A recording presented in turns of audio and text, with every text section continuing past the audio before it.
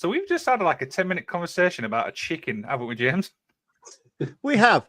Who was Triple H talking about in the quote that you just flashed up there? What Hall of Fame ceremony was that? I actually can't remember. Don't know. Okay, that's fine. Yeah, we were talking about chickens. What's your favourite bit of the chicken to eat? Chicken. So a chicken thigh is thoroughly underrated. Like Yes, people go for like the white meat, the breast meat. Boring, Yeah. bland, flavorless. You know, it's about what you introduce to the chicken breast that makes the difference. But a chicken thigh, that's where the real story is told. The flavor is held. You know, and it reminds me of when I was a young child in Italy and my mum. No, it's true though. A thigh will hold flavour. It will hold seasoning better. Yeah. It's more durable to the cooking process. It's almost impossible to dry out a thigh. Yeah, I was going to say, dry, does it? Thighs are absolute go-tos. Wings, I could give or take. Couldn't give a stuff about wings. them. But thighs are great. And like, if you cook a whole chicken, the underside of it's got like really lovely bits of meat under there that often just get chucked away when people chuck away the carcass. Yeah, people are scared of like the darker meats, and they're like, it's like that. But that's where an actual flavour is. That's where the chicken is. This is where we started this podcast. People are scared of the darker meats. It can only progress from here. They are. And chickens are an incredible animal. Chickens are a genuinely incredible animal. Like if you think about like what a chicken like shits out, it's an egg, and an egg itself, it's like it's like a superfood. It's full of vitamins, it's full of protein, it's tasty. You can add sugar and flour to it and make yourself a birthday cake. Incredible. I'm not entirely sure that the biological definition isn't that chickens shit out eggs. Look, but I'm from the north and I'm from Hull.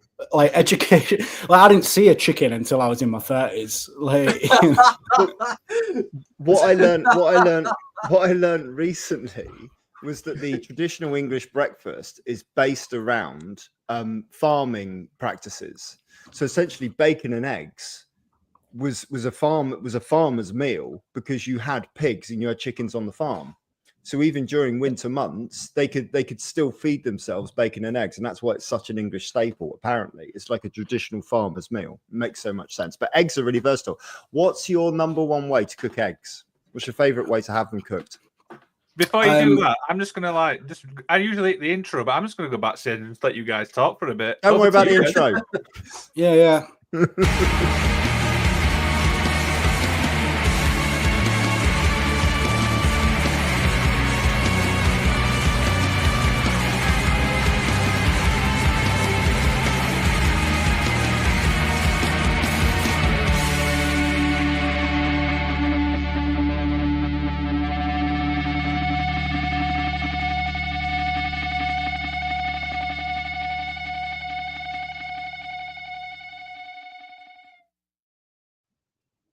There we go. If you made it through that, thanks very much. We're talking about eggs. So what's your favorite way to have your eggs cooked? Go.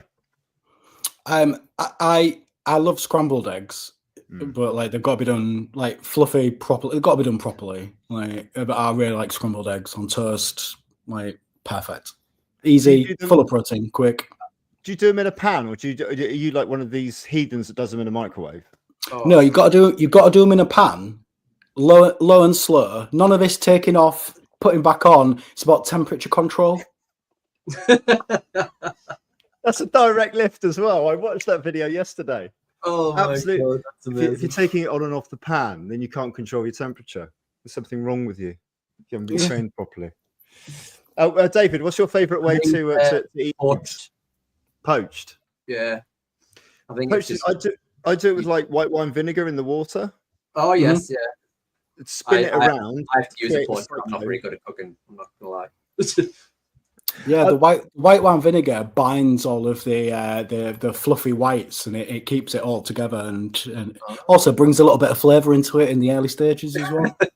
What really impressed me about that Marco Pio White video on his scrambled eggs was that his secret ingredient to make his scrambled eggs extra special was a poached egg.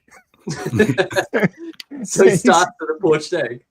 No, he finishes it with the poached egg. All right, fucking hell. You're gonna need some texture in this. It's very sloppy, so I put a poached egg on top. There it is. Egg with egg. Can't go Egg wrong. with egg. Chickens More are egg. chickens are incredible. They are Chickens are incredible. My, And my like super cheap to keep.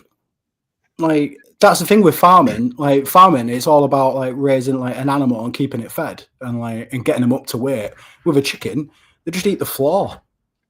Yeah. Have you got any floor at your farm?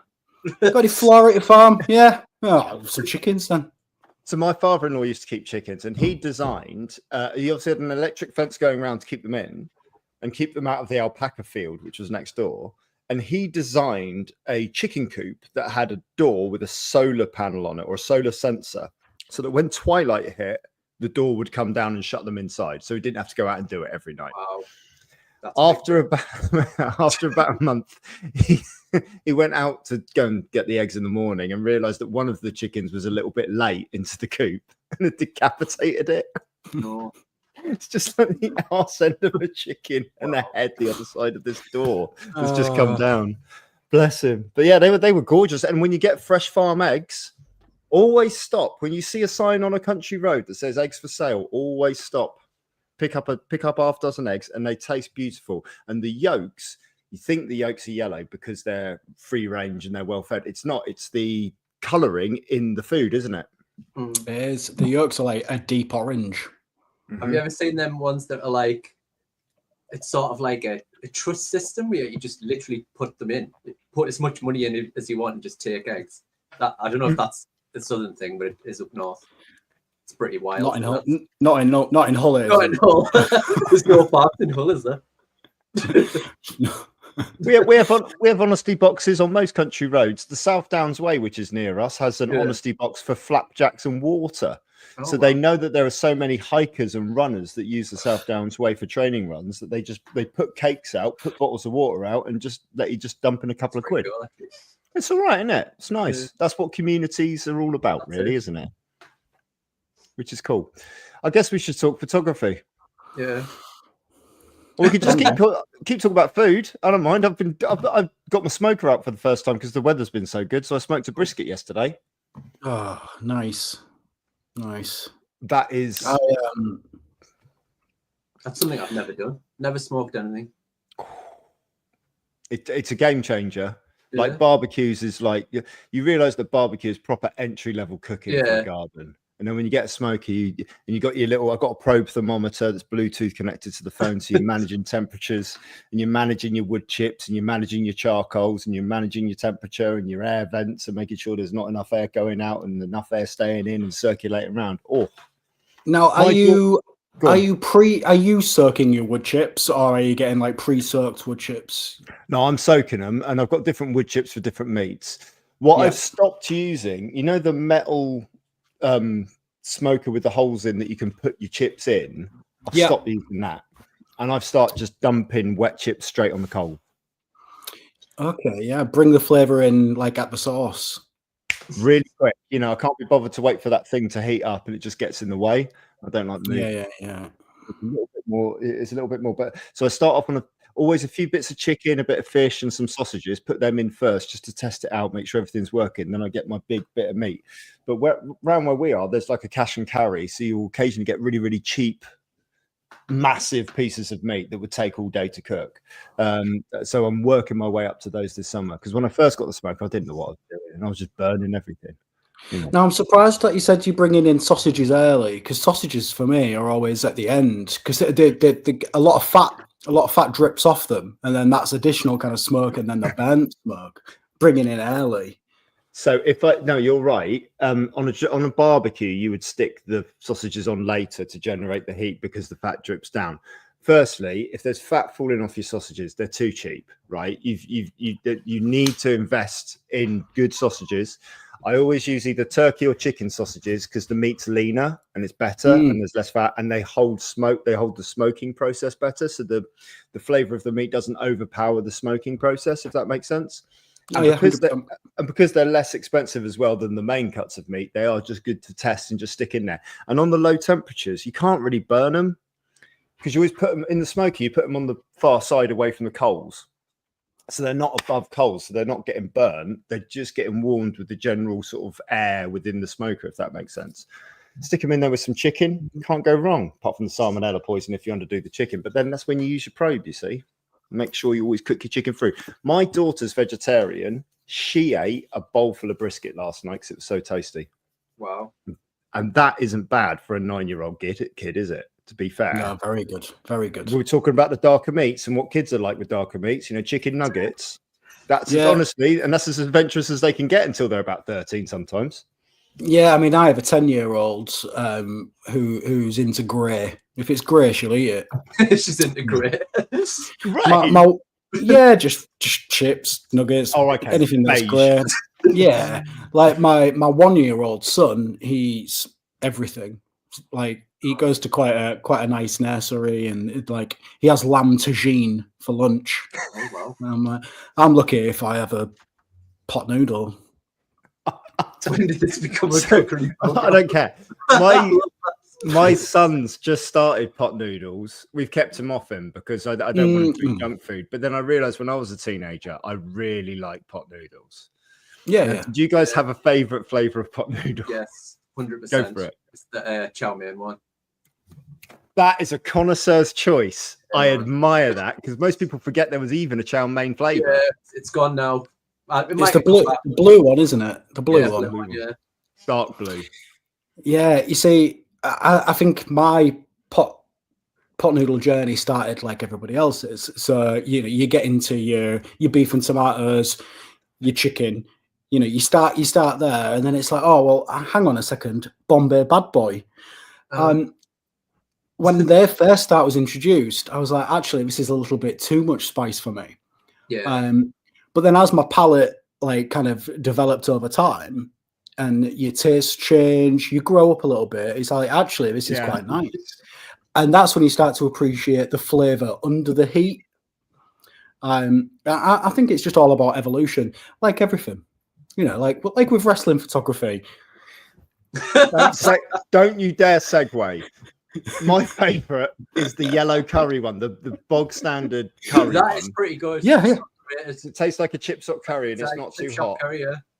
My son's first one was Bombay Bad Boy, and he did the whole blokey thing. And he did the whole blokey thing where I said, "Yeah, it's not that bad, not that hot," sort of thing. So I was like, "Oh, because I didn't when I was younger, I didn't have the guts to try it because I don't really like hot stuff."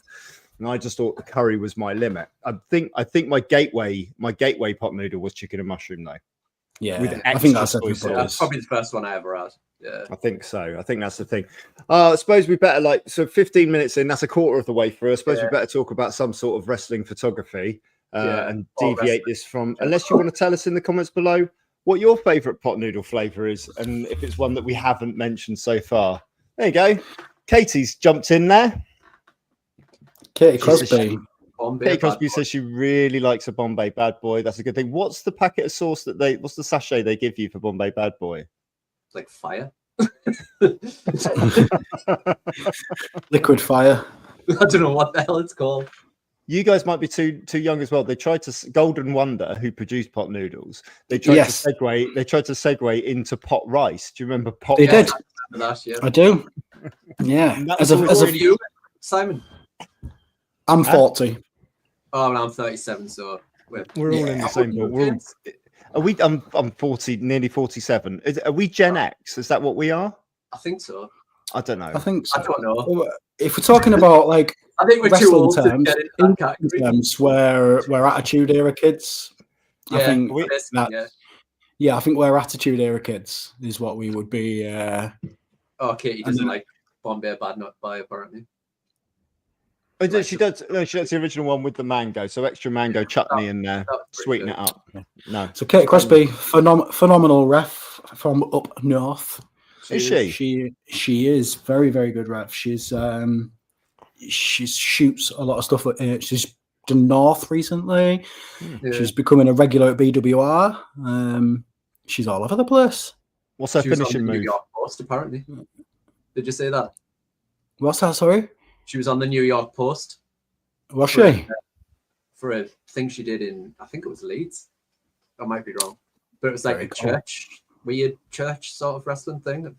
and it ended up in the New York Post. So that's pretty cool. Wrestling in a church, if you can get a ring in it. Most churches are big enough to accommodate a ring, let's be honest. That's it. So True Grit in Leeds, they hold all of their big shows in a church, an old church. It's no longer a church. It's a good venue. That's really good venue. Have you shot in there before? Yeah. I'm there on the 9th of May as well. Oh, what's that like? Because obviously it's quite a big. It's really cool. It's you light it really well, so that helps obviously massively with photography. But it's beautiful. It's so much nicer than just in some dingy place. But I really like it. It's a good place to go to be. There's plenty of room around the stage as well, which obviously helps.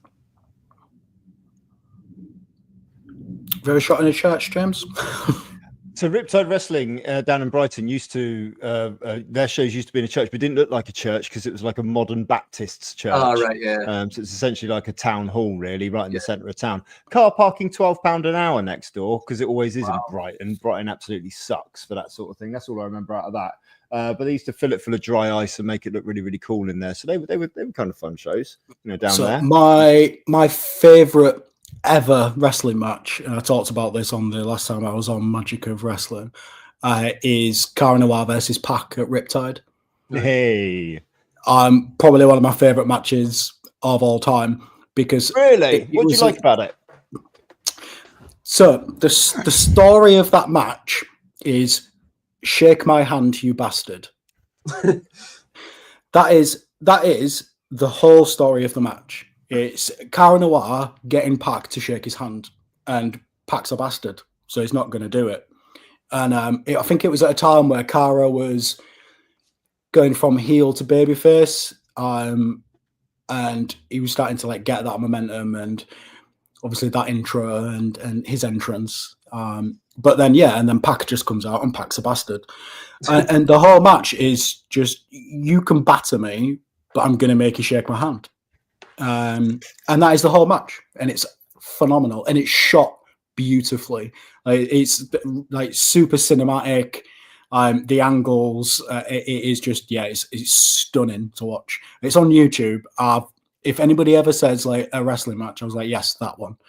And then the first time I met Tom Carver, I talked to him about that, and he said for him, he had no idea going into that how special that match was going to be, and it was just it's such a beautiful match, and beautifully shot. It's free on YouTube as well, so you've got no excuse. Zero excuses. It was hot. I remember it was like midsummer, so it was boiling in that, and it was packed as well because they were on an upward trend in terms of attendances, so they were selling out shows, so it was very, very busy. And I had the opportunity. I shot that one from the balcony. I just because I mainly did backstage promos for them, so I was mainly doing that sort of stuff. But I just thought, I'll get out and see that match, and it was all right. It was good, and like you say, it's free on YouTube. I think it had tons of views at the time as well because it was right between Pac leaving WWE and joining AEW. I think it was sort of in that sphere of the timeline. I can't remember. But yeah, no, definitely seek that out. It's a good match. People should see that if they can. AEW is more. You put that up. I don't know what. Are we putting that comment up? I don't know. I'm going to have to now. I've quoted it. I suppose. There we go. Oh God. There it is. AEW is more boring than a Joe Biden. I forgot Joe Biden was a thing. Yeah. I think Joe Biden's forgotten Joe Biden was a thing. There it is. Well, I have sympathy. I have sympathy for wrestling companies because in this modern day and age, they have to create so much content to fulfill our every need. It's not like us growing up in the 90s where you watch one show a week and then they repeat it at weekends. Yeah, you'd not see anything else either. There'd be nothing. There'd be no photos. Do you know when they say it's more boring though? What do they mean it's more boring? I know obviously this person just obviously doesn't like AEW, and that's fine. That's the hooks of it. Yeah. But what I'd really like to sit down with them and ask is what do you mean more boring? You don't find that style of match entertaining, or you're not hooked by the stories? Because the Young Bucks and Ricochet and Kenny and a couple of others had a big multi-man match last night, and they did the missed elbow spot, and they did it in PWG like 15 years ago, and they just did it again last night because it's silly and it's fun, and everybody's like going, "Oh, this isn't real wrestling."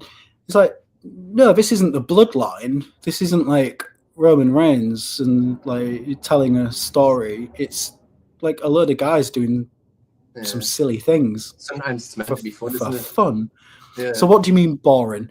If you want to follow up with that comment, let me know what you mean boring, because I'm very interested in this one. Right. I don't think you watch it. I want to avoid that rabbit hole, and I'm sorry I brought it up. So when we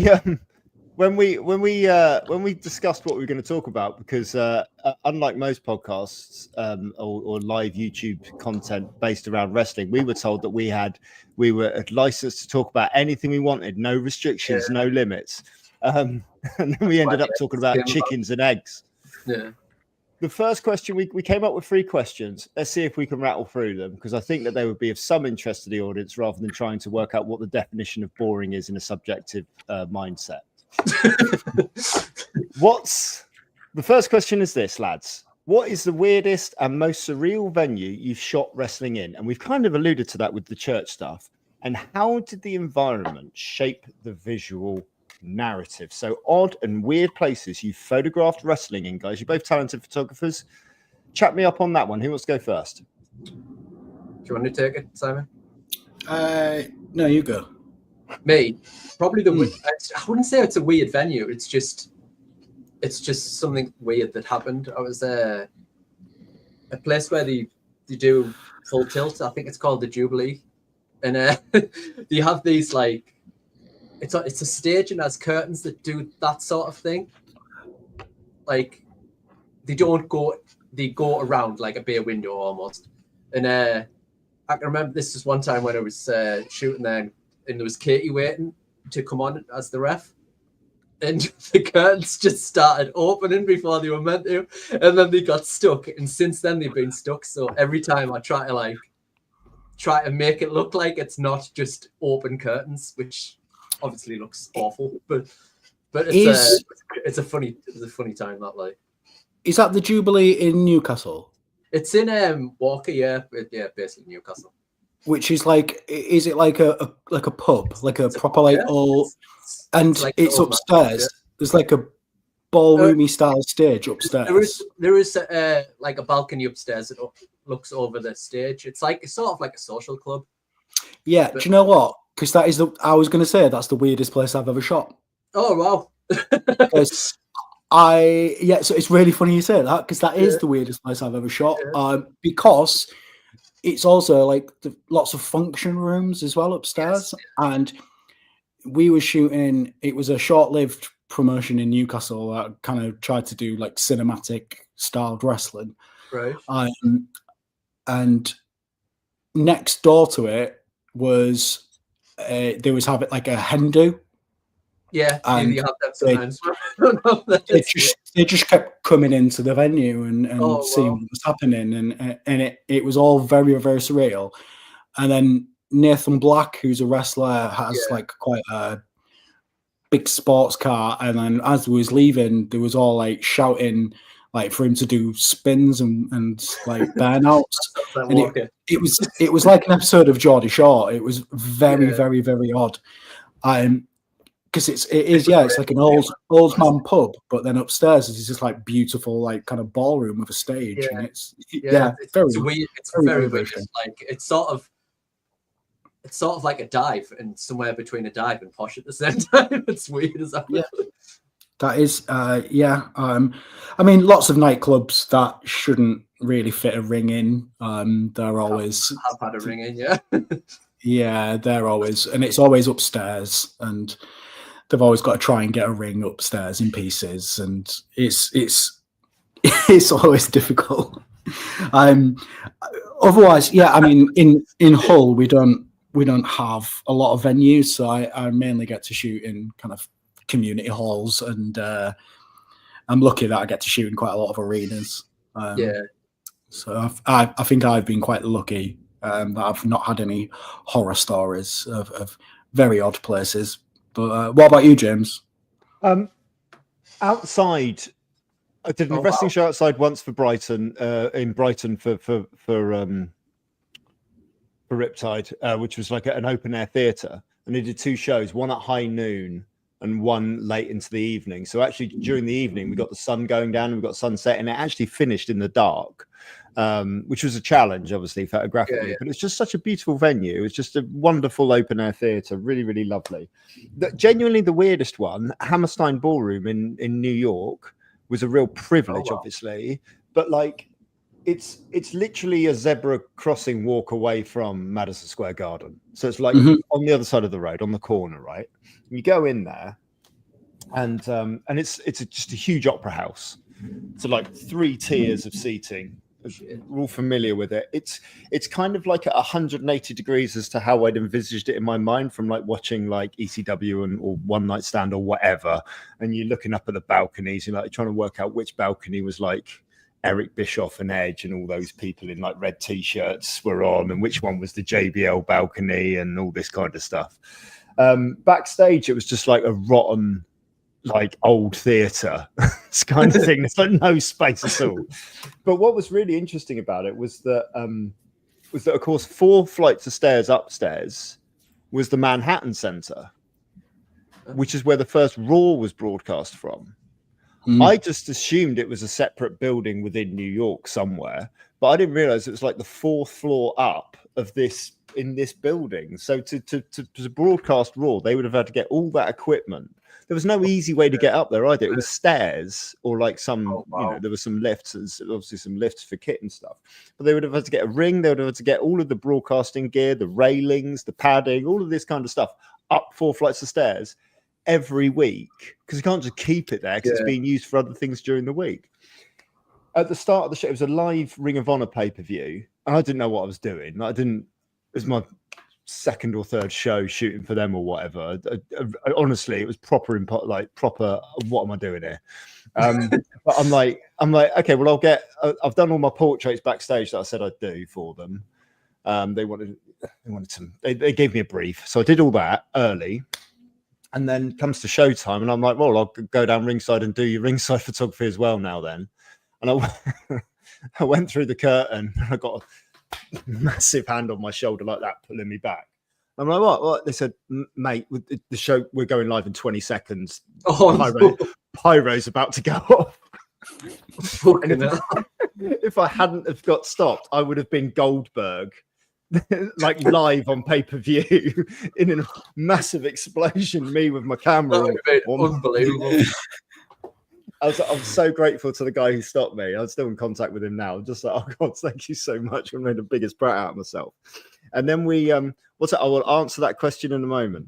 And then we get down to ringside, and I got one of my favorite shots all in my entire, like, I've done it now, I think 11 years now I've been photographing wrestling, but I got one of my favorite shots of one of my least favorite people in wrestling. It was one of these hardcore, these nonsense hardcore matches, ECW, whatever.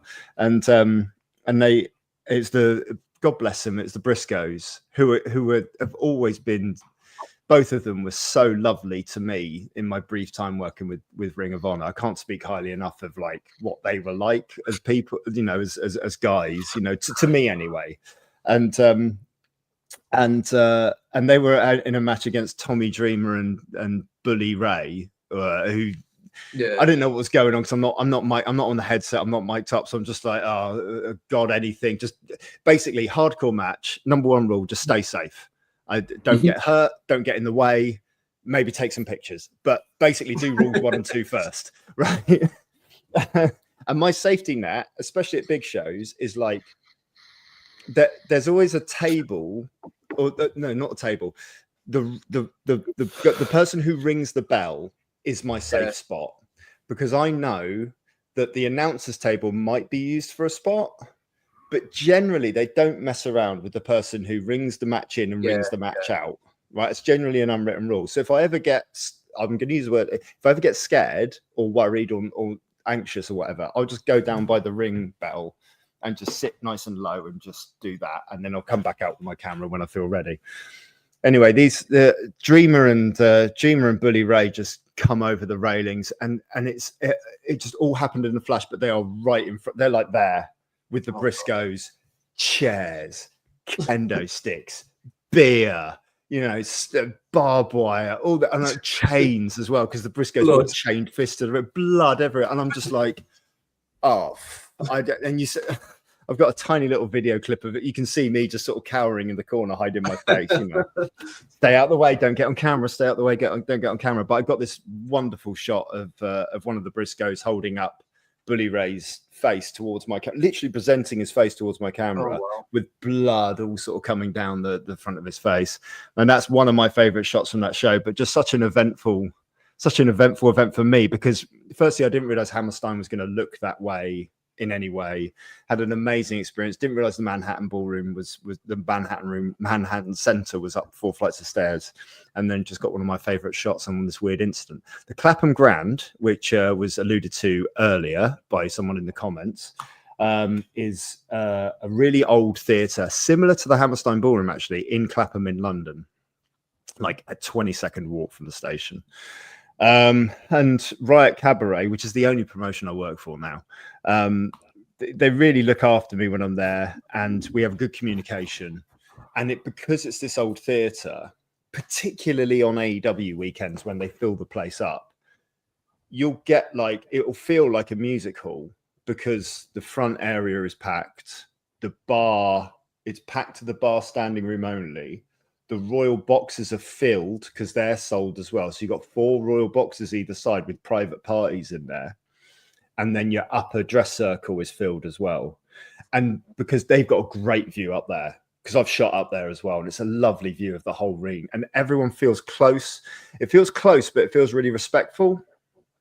And they deliberately at Riot Cabaret, they do my favorite thing that bookers do in wrestling, which is they'll look at a card of 7 matches and they'll go, right, we need a high-flying match, we need a big man match, we need a really strong style match, we need a good tag match, we need a storyline comedy match, and they treat it like the circus. Yeah. So if you don't like the acrobats, don't worry, because the trapeze artists are coming in a minute. And if you didn't fancy them, the clowns are coming back on, and then this is happening, and then that's happening, and you haven't got time to get bored by anything. Yeah.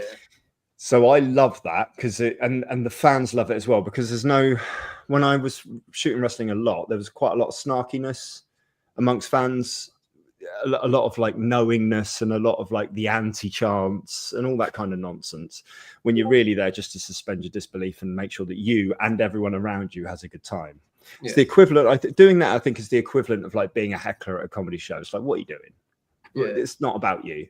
But the fans know that going into it, and they're there to have a good time, which means that everyone has a really good space to create and to be and to put on a good show, is what I'm trying to say. So in answer to your question, I love shooting the Clapham Grand because I love shooting for Riot Cabaret. A little bit of trivia about the Clapham Grand. The very first series of Taskmaster was filmed there. Oh, nice. So if you go back and look at it, you can recognize it. Carry on. Sorry. I'm just going to add to something that you've just said about wrestling shows, and I shoot more now. I shoot more burlesque shows and cabaret than I do wrestling. And for me, it's got to be a buffet. There's got to be a little bit of everything. Yeah. Like a wrestling show, a burlesque show. If a burlesque show is 7 acts and they all do this, slowly taking off a glove. Yeah. It's yeah, good. Yeah. I know what you're going to do. That glove's going to come all the way off, but you're going to take 40 seconds to do it. But everything's different. You've got to have comedy. You've got to have something fast. You've got to have something dance. And it's the same with wrestling. But burlesque and wrestling are the same thing. It's telling stories in your pants. That's not wrong. That's all it is. Burlesque, wrestling, same thing. And I shoot it exactly the same way as well. Same setup, same like kind of lens options, the same, very similar lighting conditions, similar angles because you're capturing motion and you're trying to capture a story. But yeah, telling stories in your pants. That's what I'm good at, apparently.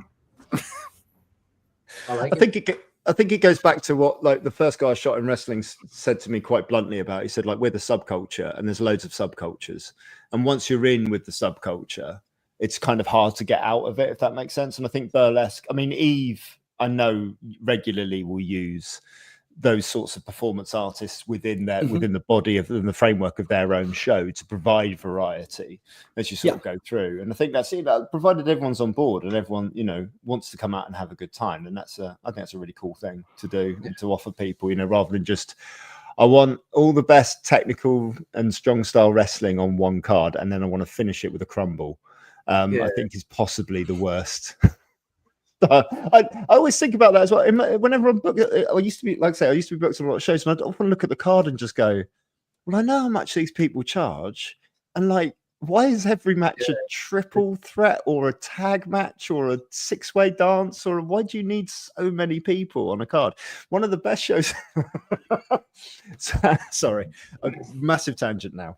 I was on the last year. I went on holiday to the Isle of Wight for like a cheeky weekend with a lot of my friends have kids. So we basically go take the kids, caravan park, Isle of Wight, 3 days, love it. Kids love it. We have a laugh. It's all good fun. And like on the second day, all of the adults came up to me and said, oh, we've done something for you tonight, Jim. There's wrestling on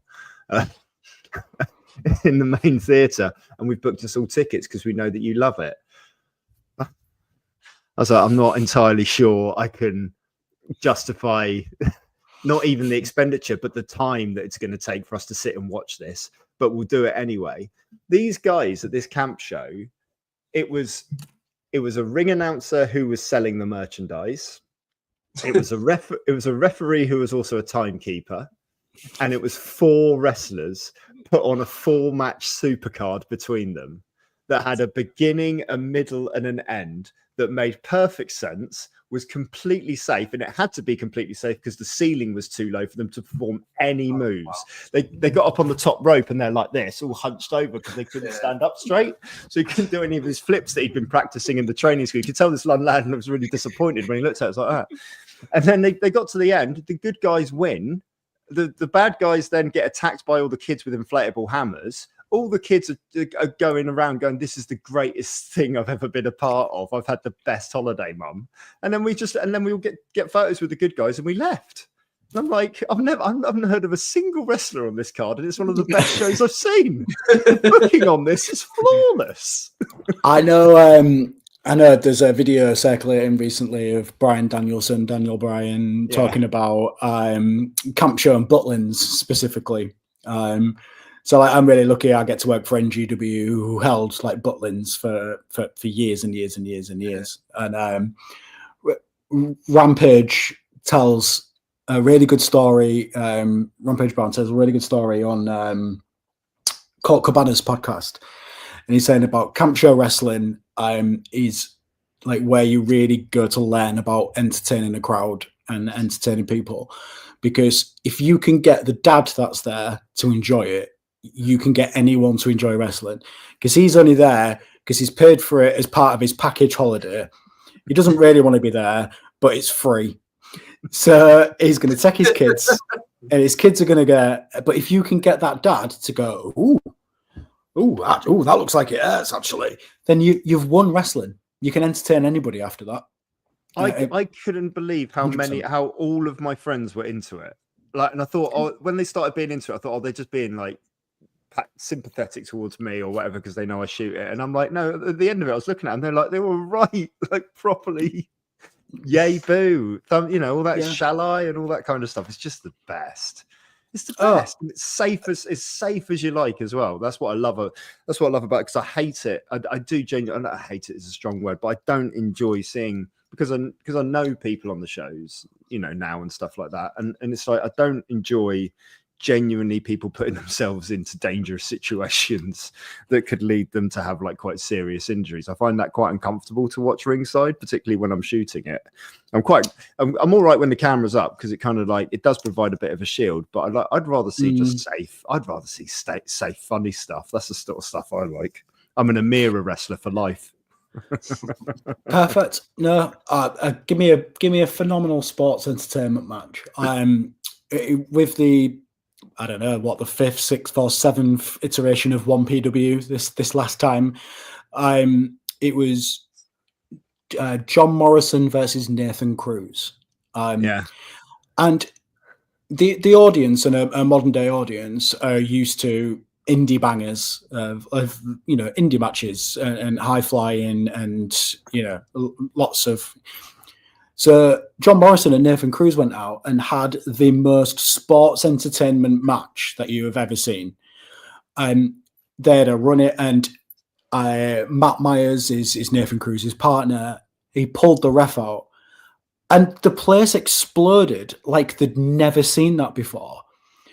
And it's like basic sports entertainment heel work, but they've just not seen it in years.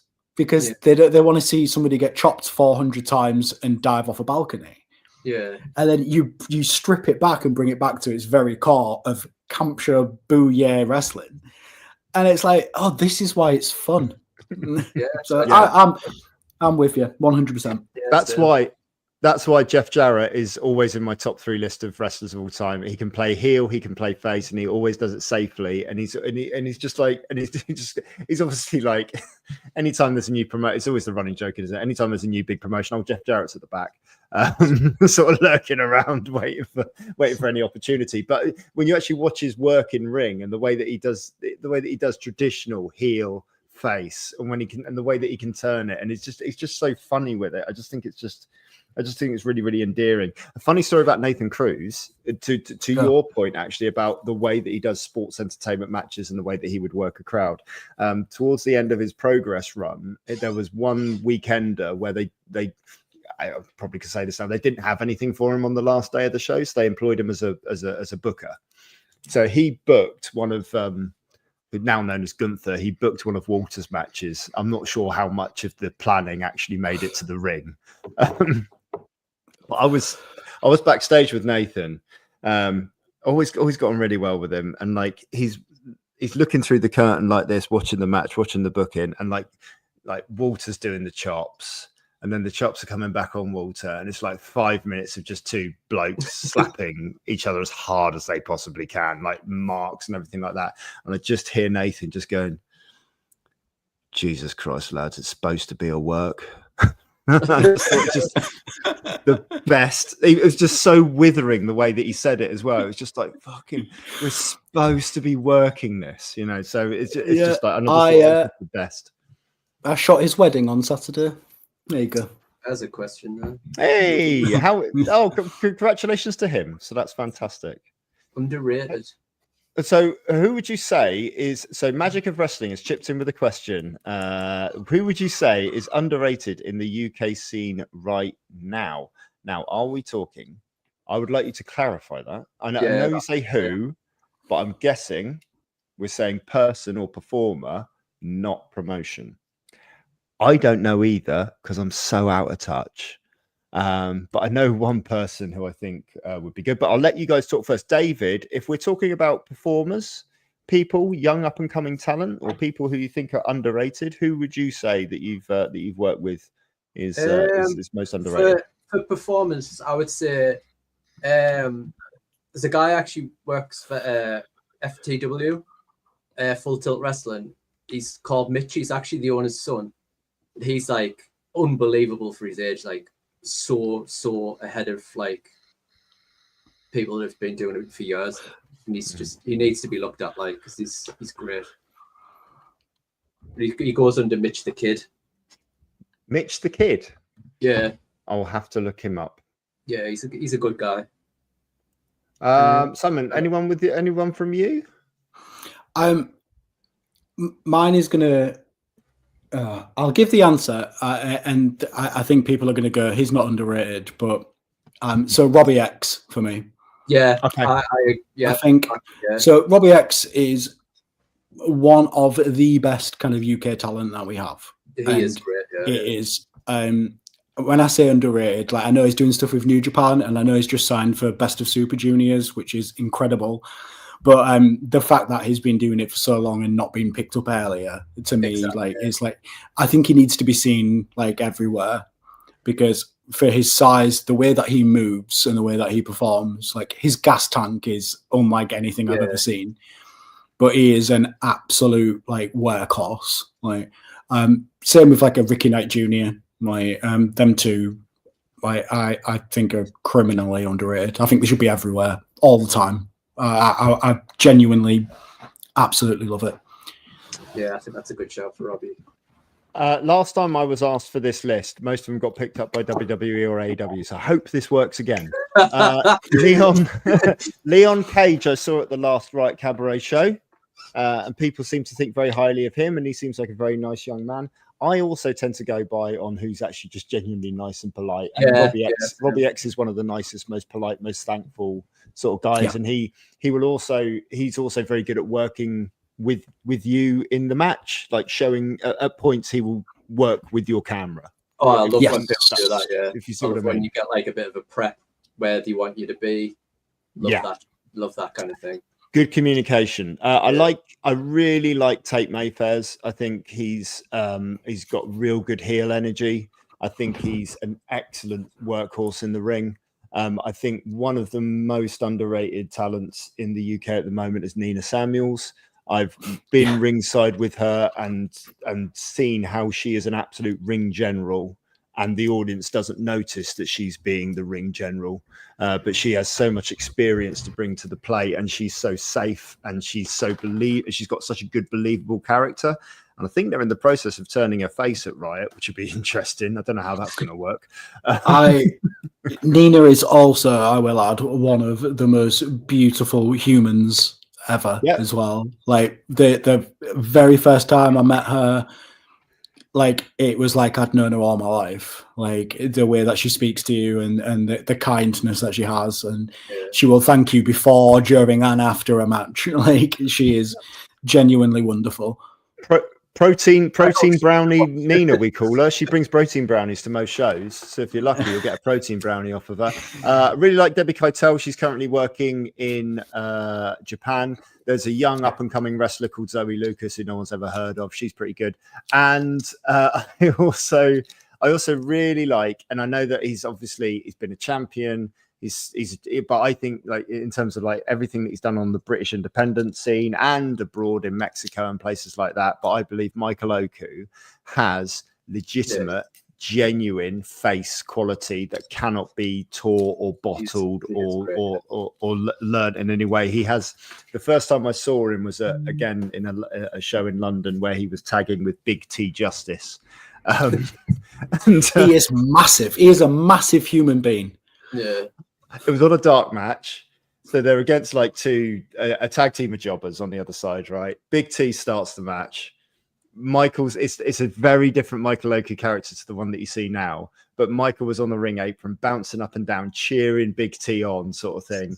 And Big T takes both these guys out, keeps delivering the punch. But this is to start the match because he's so big. Bang, bang, bang, slams them both down, and then it's a blind tag from Michael.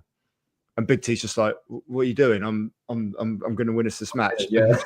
And Michael jumps in the ring, jumps over the top rope, just pats him on the chest without looking at him, goes, "You did good, kid."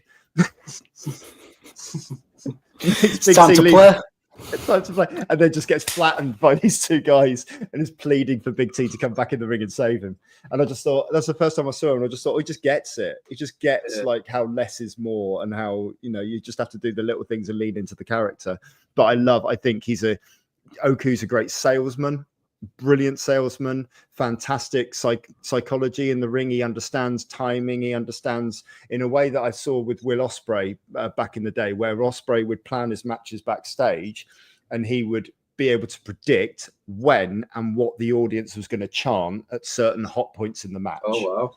and I'd be ringside. I'd be like, "Oh, it's exactly like he predicted." He'd be like, I remember he said, "Oh," he goes, "Yeah, we do that, double down. This is awesome. This is awesome." And then in the match, it happened exactly like that. Yeah, that's insane. Insane.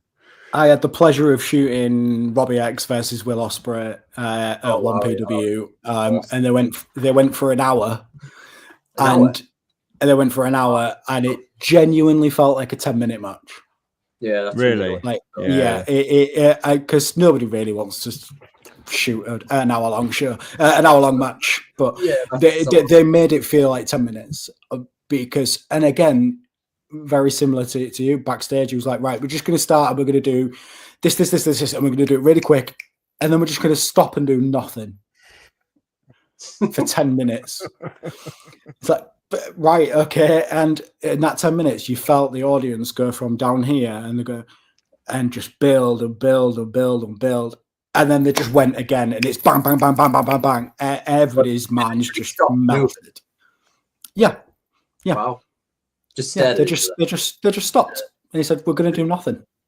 To your point, there's another minor pet hate of mine in terms of the way wrestling cards are built. When every match is 12-15, 12-15, 12-15, 12-15, including entrances.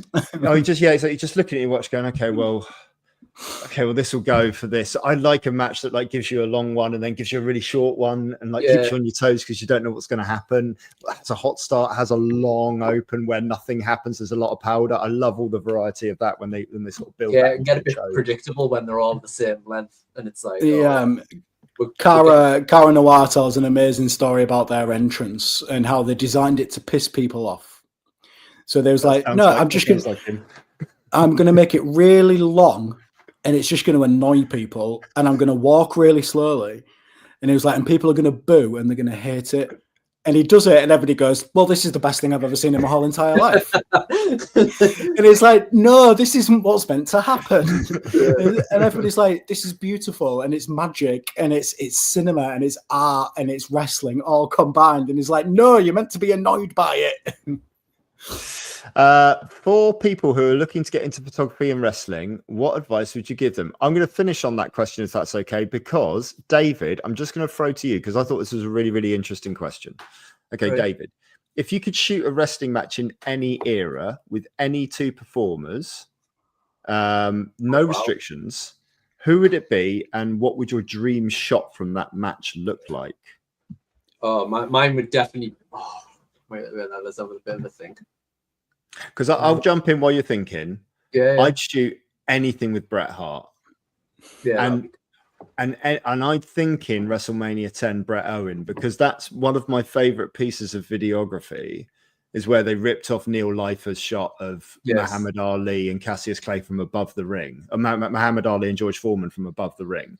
And they did the sky cam shot straight down, and I don't know why they don't use it more in wrestling. It's such a beautifully composed shot within the squares within squares, and I just think Owen and Bret have a big move set that has a lot of variety within it, but based within that is a lot of holds, a lot of submission moves, and a lot of storytelling. Yeah. So it's not just moves for moves' sake. Everything has a reason to exist and lead you to the next thing. It's not just a spot fest. I just think in that era of wrestling as well, WrestleMania 10, that kind of lighting, that audience as well. So to go back in time as well to working with an audience that brings the cards, that isn't just on their phones trying to live blog from the front row seats that have been paid for by their Patreon subscriptions. You know, to actually see an audience that's fully engaged with the product, I think that would be an absolute dream. Because that's one of my favorite things as well at bigger events, is just to swing the camera around 180 degrees and just see what the reaction is from like the audience members. I really, really love that. But yeah, any other thoughts on that question, David, Simon, either of you? For me, I'm quite into horror and horror photography and stuff like that. So I think for me, it would probably be like Mankind. I'd love to get a shot of his entrance close up, like a portrait shot of that with the mask, looking pretty gritty. I think that would be a great one for me. Wonderful. And Simon, what do you think? You stole one of mine. Because sorry. So my favorite ever wrestling picture ever is Bret Hart and Stone Cold, with Stone Cold in the sharpshooter with the crimson mask. Yeah. I think that's one of the best wrestling pictures I've ever seen. Because you can see the agony that Steve's in. You can see the blood, the iconic sharpshooter, and that match kind of is what, you know, it's an incredibly great match. And yeah, the same. So I want to see the placards. I want to see the camera flashes. I want to be able to capture the camera flashes. That would be sick. Yeah. You know, the big audience behind, flashes going off, and the face of Steve Austin there. That to me, if I could have took that picture, I'd never take another picture. Yeah. You don't get that anymore. Camera flashes. My other favorite picture is I really, if we're just talking about wrestling images, the Walter chop with the chest and the ripples, and I know it's one of yours. Yeah, yeah. So Robin, Beyond Gorilla, I've got it in a book up there, and it's one of my favorites. It's next to my portrait of a wrestler car in a while book. Oh, come on! Oh, there we go. There's your plug. I got a similar one, but I can't use it for reasons. It's interesting that you point out sort of favorite wrestling shots, historically, because there have obviously, sort of been a few, and it's funny how age is sort of kind to them. And some of my most favorite wrestling shots sort of date back to sort of earlier WWE sort of years, if that makes sense. We'll go back to the question that came in from Magic of Wrestling. For people who are looking to get into photography and wrestling, what advice would you give them? My advice would be don't. But David, have you got any advice for people looking to get into wrestling photography? My advice would be work for the promotion and not yourself, because I feel like egos can get in the way, and like they'll not give the company what they want. They'll just give them what they think they should be. If that makes sense, I'm trying to make it make sense. But like, give the wrestlers content, give the refs content, give everyone content. Think about yourself as an extension of the promotion rather than just being there as a photographer. That would be, and also stay out the way of the video guy. Yeah, work out where you're on the pecking order. Simon, what do you think? I think my answer is stolen from you in one of your YouTube videos, where you did a video about getting into wrestling photography. No fuss muss. Go on, carry on. Yeah, I believe it is stolen from that, and genuinely, if you are trying to get into wrestling photography to meet wrestlers and to get backstage in a wrestling show, don't. Yeah, you're doing it completely wrong. Yeah. For people looking to get to it, so the way I got into it, I was a music. I did a lot of concert gig photography. Gig photography is a phenomenal way to start because you have ever-changing light conditions and you have lots of movement. And if you can master that without making every picture black and white, then you really well set up for a wrestling show, which doesn't have as much changing light conditions when in a ring side. But entrances are different. But if you can learn how to capture motion in a still image and make it look like movement, I think you are on a really good step to getting into wrestling photography. I reached out to a newer promotion in Hull and said, hey, look, this is me. This is the work I've done previously. I love wrestling. I would really like to shoot this show.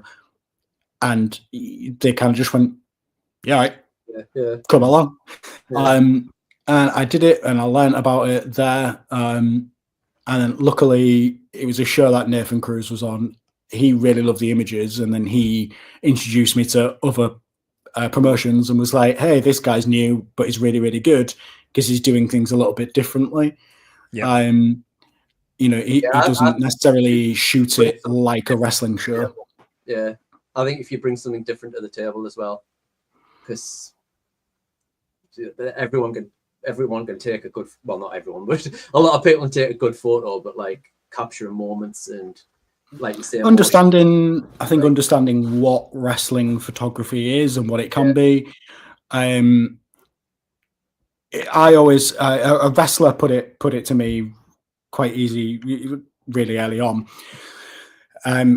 Everybody knows what a suplex looks like. Nobody, or very few people, know what a suplex feels like. So if you can take a picture of what it feels like, then you're winning. Yeah. And actually, wrestlers, you don't need to take many pictures of a wrestling show. Yeah. You need the entrances. So there's 2 photos. You need the good guy up. You need the bad guy doing something.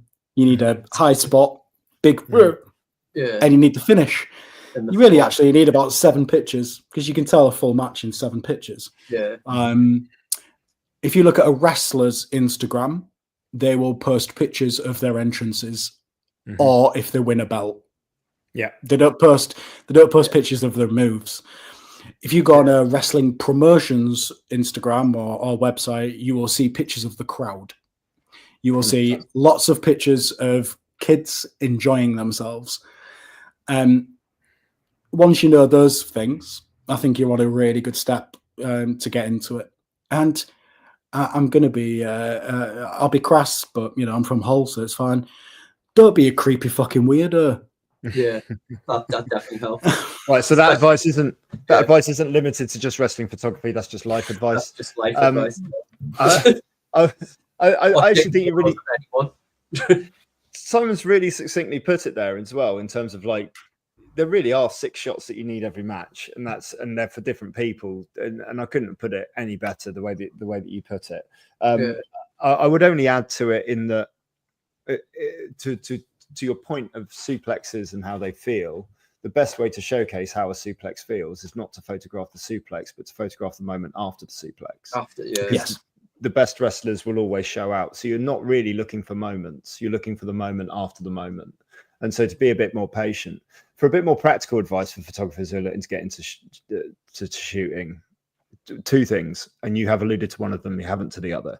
The first one is, don't rely on tagging promotions, DMing promotions, emailing promotions, and reaching out that way, because it just won't work. When I first tried to get into wrestling photography, I emailed every promotion within a 150-mile radius and got 0 replies.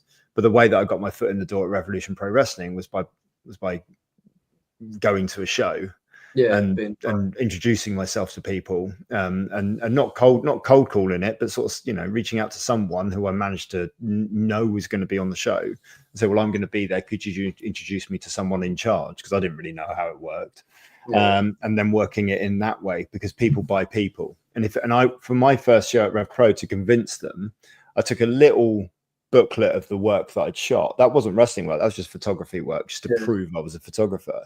But I also took a booklet of like artistic work that I wanted to do it in the style of.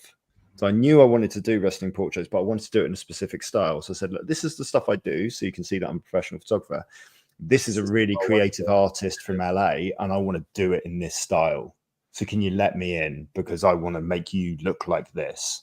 And then that's how my project sort of pretty much started, by pressing palms and doing it that way. The more practical advice that photographers often ask for is like, well, what kit do I need? These days, 2025, all bodies are good. You can't buy a bad body. Topic, isn't it? So you go to mpb.com, you can pick up secondhand bodies that are 5 years old that are still good.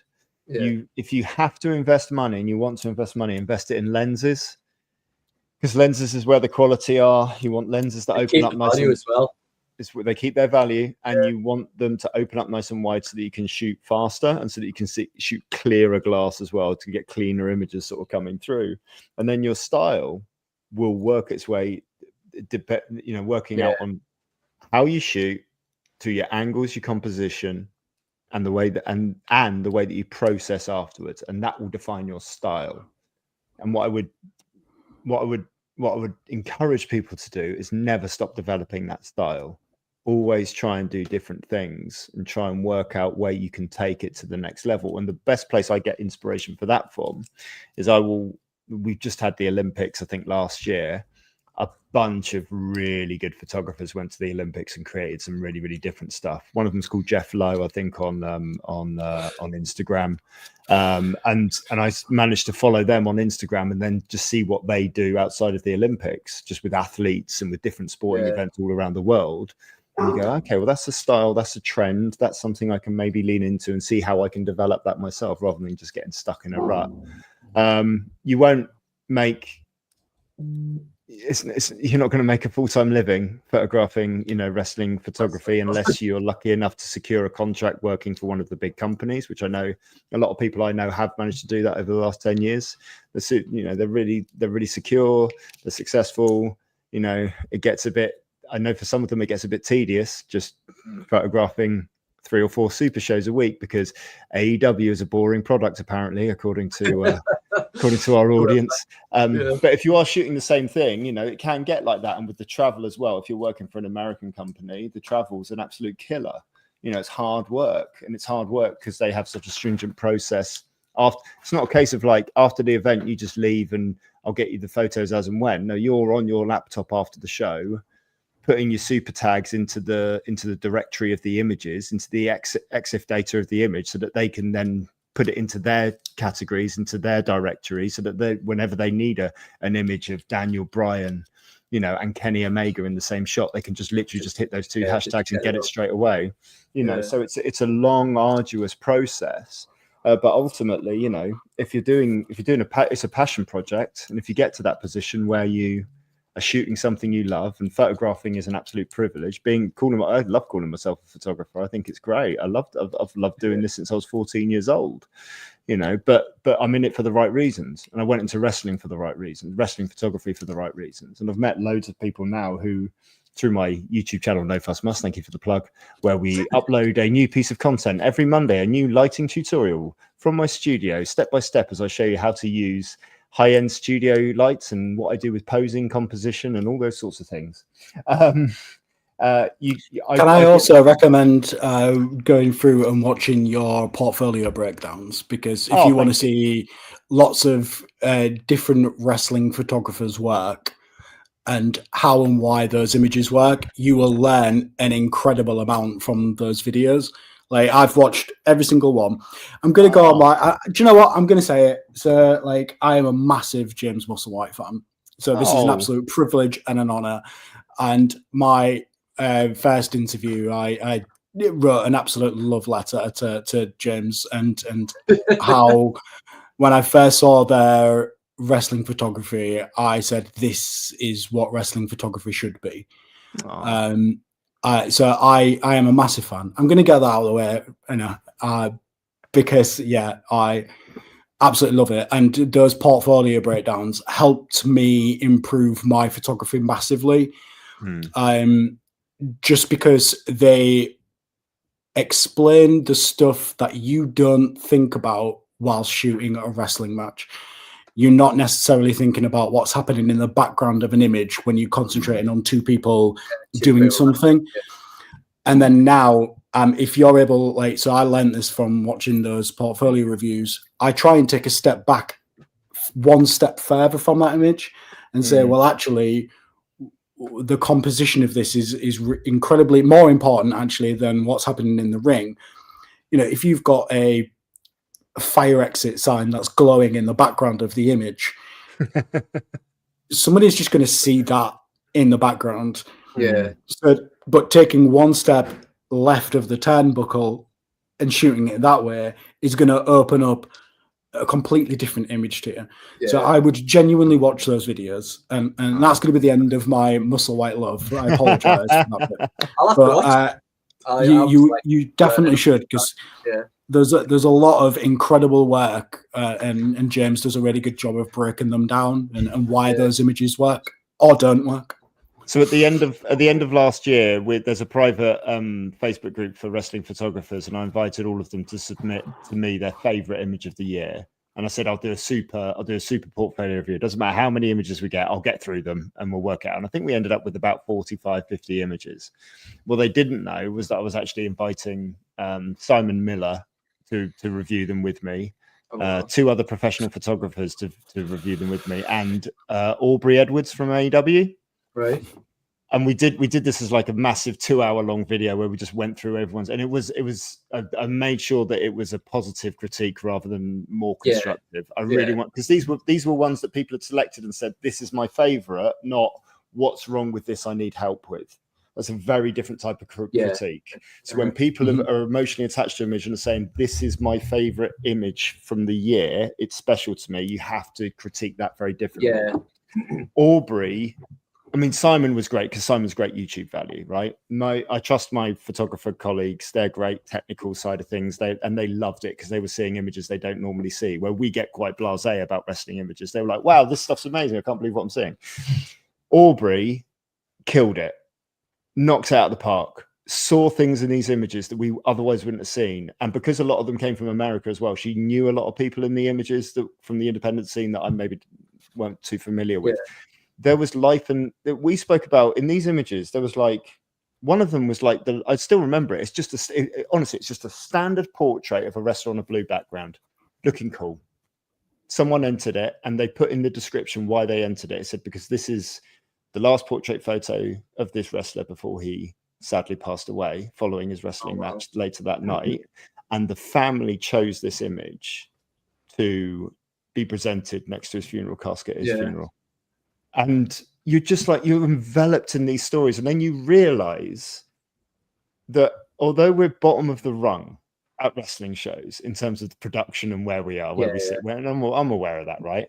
We're you know, we're definitely below performers, definitely below videographers, definitely below the booker, definitely below the people that are selling the merch, definitely below security, anyone in the ring, right? But like the fact that we can take things that a family will display and will keep to their hearts, or that wrestlers will look at and go, that like a Robbie X will a great example, will tell you after a match when you share the image, he says, oh, that defines me, that defines what I was trying to do in that match, that I love this work. I think that's where it stands the test of time, and that's ultimately, and this is my go-to saying, photography is the study of and the action of capturing moments in time that cannot be replicated. And that's what AI can't do. It's what video can't do. So many of these other mediums can't create genuine, authentic moments that cannot be replicated. And that's what I loved about it when I first got into it when I was 14. It's what I still love about it to this day. And I think if you are watching this, you do have an opportunity. The one video I would watch from my channel is that review, and just enjoy the stories of these images from all over the world. They were from all over the world. And it was just lovely to see other people who are passionate about photography. And that's why they shoot wrestling photography, because they're passionate about the photography. They're passionate about telling stories. They don't just want to meet wrestlers, and it comes across perfectly in that video. I don't think we can end this video any better. Yes, and we've done an hour, but I am going to end it on this. When we started raising chickens, their only natural form of kind of defense against predators is their wings, and we made them a starter. Wow. Not in China. Feet.